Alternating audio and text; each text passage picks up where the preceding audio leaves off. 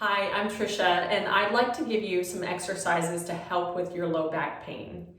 One of the biggest problems that people have that have low back pain is that they have limited thoracic mobility.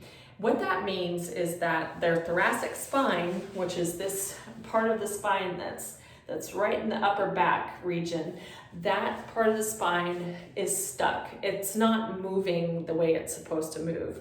So when the thoracic spine is not mobile, and then the lumbar spine, which is the lower spine, is getting too much mobility, then that can cause some low back pain. So by doing thoracic mobility exercises, we're going to get more movement in that upper spine and hopefully alleviate some of the force that's being placed on that lumbar spine, your lower back. So the first exercise that you will do to increase thoracic mobility is get on hands and knees, place one hand behind the head, and rotate in towards the opposite elbow, and then rotate out as far as you can go. So you want to avoid opening up the hip and turning from the lumbar spine, and you can do that by bringing your knees closer together, and that will keep everything in a fixed position. Of course, it's okay to go a little wider so you feel stable. So you do whatever is comfortable for you. And you're going to do about 5 to 10 reps, nice and slow, opening up as far as you can go. The next exercise that you can do is lie on your side, extend one arm out in front of you. You're going to take the top knee, place it on the floor. Open up your arms while keeping this arm on the floor and see how far you can turn. You want to go as far as you can before the knee comes up off the floor. So the knee has to stay down. That's how we're working that thoracic mobility. So if this is as far as you can go before the knee comes up, then that's as far as you can go. And that's totally fine. The more that you do this exercise, the more range of motion you're going to get, and eventually you'll be able to come all the way down to the floor. It's just important that you leave the knee on the floor, otherwise we're opening up with our lumbar spine. Then there's some exercises that you can do to help strengthen and alleviate that low back pain. One is something so simple as just drawing in the lower abdominals. So you lie on your back, and I'd like for you to take your fingers and place them right on your lower abdominals, just below the navel, and feel that muscle contract. So sometimes you can feel it contract if you just tilt your pelvis down towards the floor, a little bit of flattening of the low back on the floor, and draw the navel in towards the spine, and you'll feel that muscle contract. So just contract that muscle for about 3 seconds and then release. And then contract again and release. And the challenging part is to see if you can do that while breathing at the same time without the muscle relaxing every time you breathe. Then extend the leg and bring the leg back. That's going to be the next step, the next progression. So once you've got this down where you're really engaging the abdominals, then you move into the leg extension.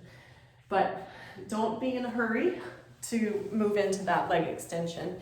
You want to make sure that you are making that mind-body connection with those lower abdominals, that you're actually activating them and working them. And then the next exercise that we'll do is a bird dog. So you're on all fours. You're going to extend one arm and the opposite leg, and then switch other arm, opposite leg. So a common error that I see with this one is that I'll see people move through it way too quickly. And the objective with this exercise is to work on our spinal alignment and our stability and work on our strength. So we do that by first checking in with the spine, making sure that you have good head position, and position all the way down the spine. So think about lengthening your neck, and also with the lumbar region of the spine, this lower back. Sometimes people have a tendency to allow their belly to sink and this region sink. So it helps to do a little bit of a tuck under with the pelvis just to get into that neutral alignment. And then very, very slowly reach arm and opposite leg, and very slowly switch and come to full extension. When we get into full extension of that back leg, we're activating our glutes maximus, and you need strong glutes if you don't want to have lower back pain. So that's a great exercise. And the very last one that you can do is glute bridges. And many of you probably have done this exercise many times before, but there's some things to think about when you do this exercise that will just make it more effective. So when you bridge up, before you do it, do a slight little pelvic tilt towards the floor. Not completely flattening your back out against the floor, but just bringing it a little bit closer. Activate the glutes before you raise, and raise up until your body's in a neutral spine. So you want to avoid raising too high.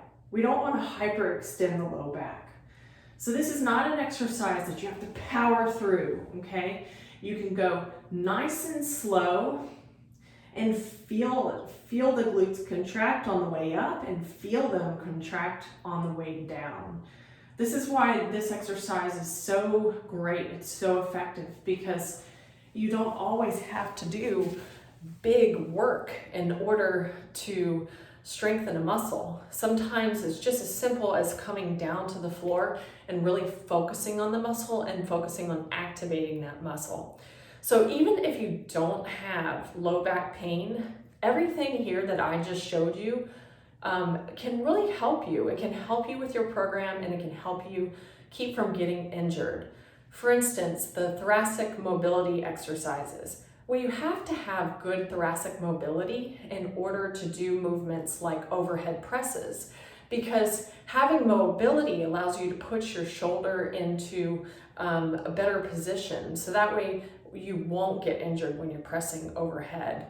Doing glute bridge exercises on the floor, like prior to your workout, is very helpful because it activates your glutes before you start doing movements like squats and lunges. A lot of people tend to be quad dominant. They work with the front of their legs and the glutes are just turned off. So by adding that glute bridge into your warm-up, then you've got those glutes activated and ready to work.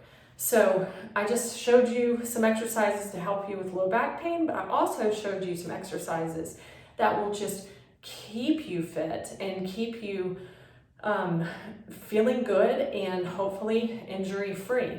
Now, if you're not experiencing any relief whatsoever with your low back pain, I definitely recommend that you see a physical therapist, because it could be a number of things that cause that low back pain. But what I've given here to you here today is just something that is just commonly used for some common back pain issues. And I really hope it helps, and hope that you have a great week.